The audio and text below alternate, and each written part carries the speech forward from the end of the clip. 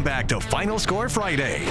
Sponsored by Bojangles, Loyalty Automotive, and Richmond Pediatric Dentistry and Orthodontics.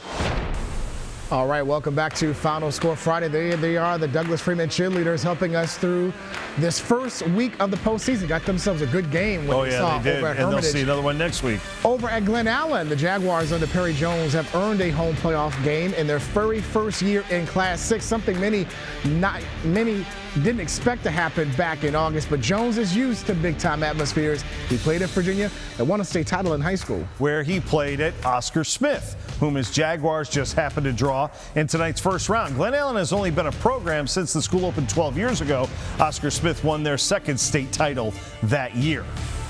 And now it was the first ever meeting. Again, we talk about this first ever meeting between the two teams. And like Lane mentioned, Glen Allen's Perry Jones facing his alma mater for a trip to the regional semifinals. First quarter, no score. Brandon Nesbitt fights his way into the end zone. Ball comes out after he broke the plane, according to the officials. 7-0 Tigers. Same score in the second. Lonnie Andrews will go up top and find Travis Johnson in stride. 55-yard touchdown, point after good. 14-0 Tigers. Next Oscar Smith possession. Andrews looking for someone open. He did. It's Camden Tiller.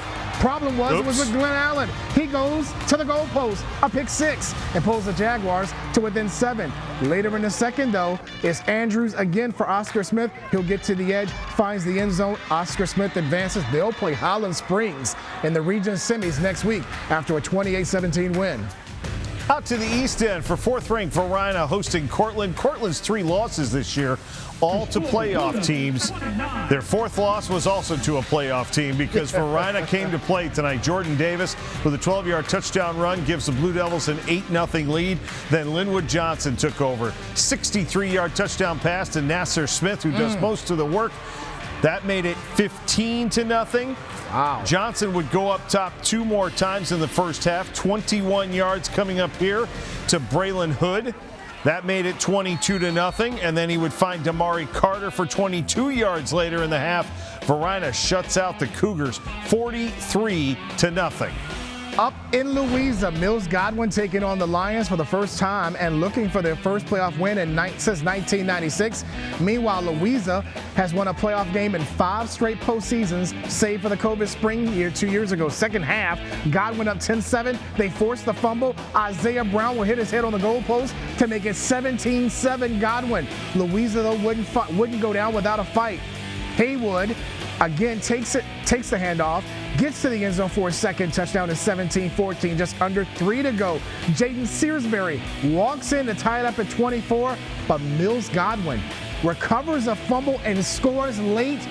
They advance, knocks off the 2 seed on the road, 32-24, the 1 and the 2 and 5 seed eliminated on day 1. Great win on the road for Godwin tonight. Down to the Tri-Cities where Armstrong hosted a playoff game for the second straight season. The first time in school history that has happened. Anthony Allen, they were hosting the Dragons of William Monroe from up in Standardsville. Anthony Allen takes it himself, 44 yards straight up the middle, 8-0 Wildcats.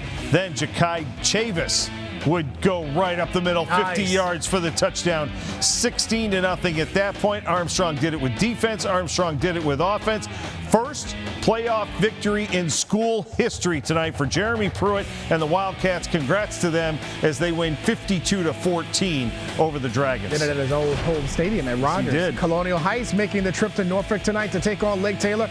The Colonials still looking for their first playoff win in school history. They were down 19-0 in the second half. Jameer Freeman, a 2-yard touchdown run, made it 26-0. Freeman then will connect with Shadid Battle later in the fourth quarter. The Colonials fall in that playoff matchup against Lake Taylor, 38-0 the final.